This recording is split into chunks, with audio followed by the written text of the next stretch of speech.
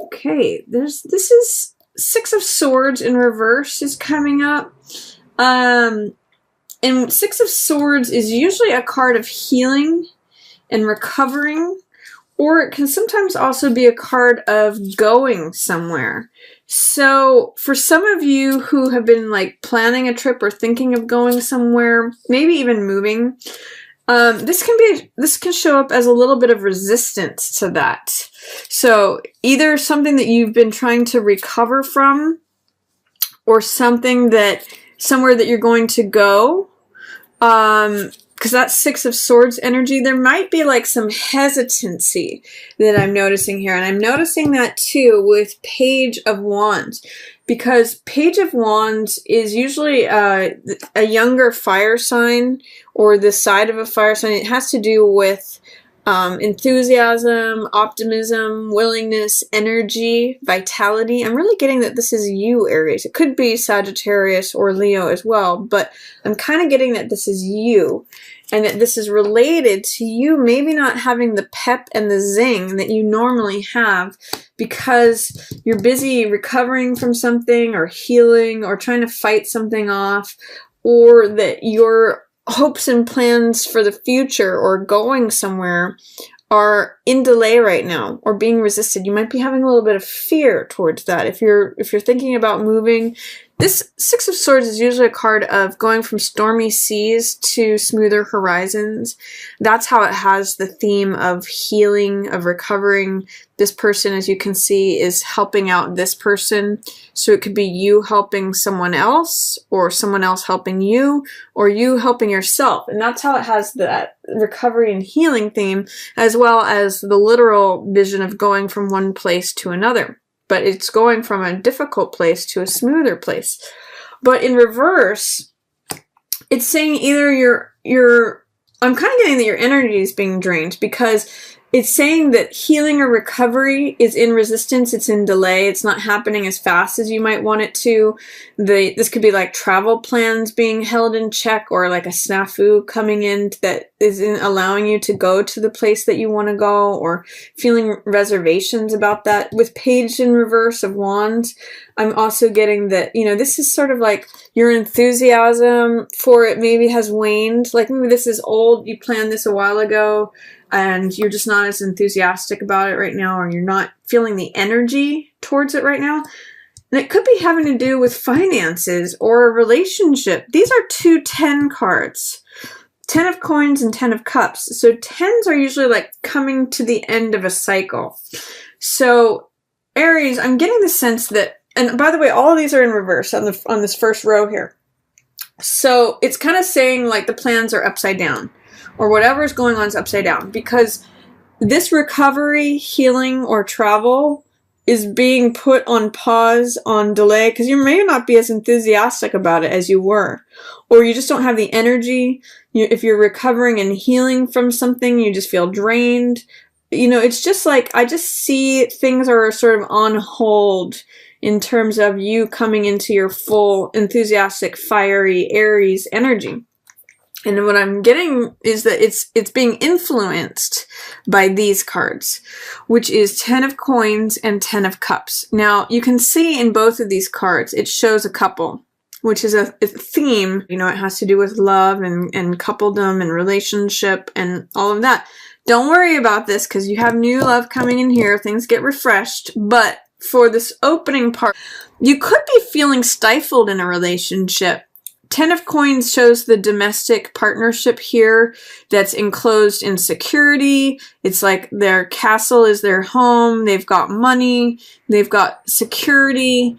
A very secure card, 10 of Coins. It's actually the most amount of money that can appear on a card, and it usually comes from inheritance or having made good decisions over time and saved up money.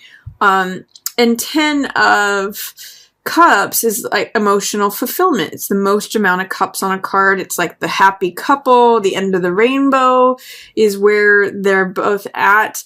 But so both of these are very secure, very happy, sort of fulfillment types of cards. But in the reverse position, you can see you know, it's almost more like this cross that is keeping them upside down and indoors. And this one is the rainbow is draining out. So there may be some completion happening here in terms of relationship, or completion of that particular cycle, of that particular chapter. Because tens here are the end of one cycle and the beginning of a new cycle. 10 is the 9 is like when something finalizes. 10 is like the end and the new beginning. It's that 10 going into 1 energy, numerologically. So I'm just going to say, if you're not feeling it about going somewhere, going on some trip, if you're not feeling up to your normal self, perhaps because you're recovering from something, or you're healing from something, look to what's going on in terms of security or partnership. Are you not feeling that secure, either in yourself or in a relationship? Is all the rainbow feel like it's draining out, like all your emotional storehouses? Does that feel like that's draining? Because that is what's impacting yourself, your enthusiasm, your optimism. You're normally fiery, radiant, you know, happy-go-lucky, kick up your heels, get into the action kind of stuff that Aries is. It's just like, it's kind of like under the surface right now because of this stuff. So look and see what's going on there. There might be a new chapter that you're like, it's like turning the page. 10 energy is like, okay, I finished reading that page. Now I'm going to turn it to this page, and here's this new 1 energy. But what's great is you're ready to let go of this, guess what, Aries? Because look at these 10s ending, and then look at these aces. You've got 2 aces here. New, fresh beginnings. New life. Ace is always a new beginning. This has to do, Ace of Swords has to do with a new thought, a new truth, a new idea. You know, this actually has a heart here, so it's a new clarity or feeling refreshed.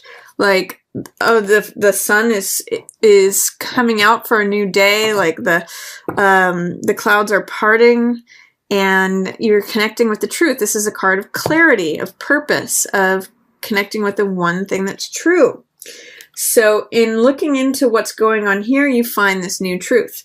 Also, Ace of Cups. Ace of Cups is about new heart energy. This is a mind card. This has to do with air, mental element, thoughts, ideas, revelation, all of that. This has to do with connecting with your heart. So this is a new love, a new passion, new enlightenment, new creativity. It's a card of joy. It's a card of peace. You can see with this dove here, it really brings a lot of peace. With this lotus, it has to do with enlightenment, learning new things. Both of these are new realizations. It is really going to step you up to a new game. It's really going to bring this new knowledge and this new heart energy. I get a reinvigoration of passion, a renewal or resurrection with these cards in the middle of the month. For whatever is draining out, whatever feels stifling, and whatever feels like you're not up to your normal self, like you don't want to go places, you feel maybe physically sick, or that you're fighting something off, or you're recovering from an injury or some sort of illness. Just wait till the middle of the month, Aries. You're going to have this new perspective and new heart renewed energy. It's going to feel really great for you mid-month. And then this card, 7 of Cups. I love this in the reverse position here for you because it means like seeing through the BS. I'm just going to let my dog in. One moment. This card, 7 of Cups, has to do with illusion and having too many choices, not really seeing things for what they are. It's like a Neptunian card. You can see all this fog and all this haze. Like, contrast it to this card, where the one sword, the one choice, the one truth stands out, and all the clouds are in the background. This one's surrounded by all those clouds and that fog, so you can't really see what you're getting. Sometimes I'll say about this card, it's like what you see is not what you get, or what's behind the curtain is not necessarily what it is. This is a card of illusion, infatuation, all these different choices that are like glittering, but they may not be what they seem. So with this card in reverse, especially surrounded by these two cards of clarity, it's cool because what you're going to be doing in the middle of the month is like cutting through the BS, seeing things for what they are, seeing that, you know, maybe all these choices were like false promises, and you're going to see what's true and what works for you, what fills your heart. This card too, I call my cup runneth over for obvious reasons, because it's like when you're so emotionally fulfilled, it creates joy and peace and enlightenment. It's just like you're firing on all cylinders here. Totally contrasted to how you may be feeling at the beginning of the month. If your enthusiasm, your optimism, your fiery vitality is blocked or diminished in any way at the beginning of the month, Aries, don't worry. Just wait till the middle of the month. You're going to be seeing through all this nonsense and getting through it. So enjoy that middle of the month there, Aries. It looks like you're going to be welcoming it with open arms after all this nonsense. Like feeling drained or diminished, or feeling like, gosh, I'm stuck, I'm stifled, I'm emotionally drained. I feel like I'm stuck in this relationship, or I feel like security is stifling me, or I don't have enough. This is good stuff. So hang in there, Aries, till the middle of the month. If the opening of the month you're just not feeling your normal self. Seven of Wands showing up here in reverse also happens at the middle of the month, and this means standing up for what you believe in, being assertive. This is a card called Success Despite Adversity, and in the reverse position, it means that you're actually giving up a better position. In this position, in the upright position, you can see that he's in an advantageous position. He's fighting from above. So either he's leading all these people below him, or he's fighting them off from an above position. When this is in the reverse position, what it sometimes says is that you're not fighting for what you believe in, you're not standing up for yourself, you're not being assertive, and therefore you're putting yourself in a position lower than what is available to you. So I'm going to encourage you, Aries, especially with these three in line, all in reverse, I'm going to encourage you to stand up for what you believe in, both from like an instinctual, like knowing, inner knowing. High Priestess is about acknowledging your inner voice and your inner knowing, your intuition, how you feel inside without any words or consciousness. It's all about connecting with the subconscious, like what you know on a gut level. It bypasses both the head and the heart. It can have a little bit to do with emotional energy, because there is this moon, but it's not conscious, it's subconscious. So it can be that there's something going on with you not feeling like you can speak up with yourself, for yourself, with what you know on an instinctual, subconscious, like gut level. And it may be what's draining all of your emotional energy out, especially in terms of relationships. So I'm going to encourage you, Aries, that with this newfound energy, this newfound truth, perspective, idea, realization, clarity, and this new joy about, oh, this is what fills my heart. The universe has given me something that I'm passionate about, that's making my cup runneth over.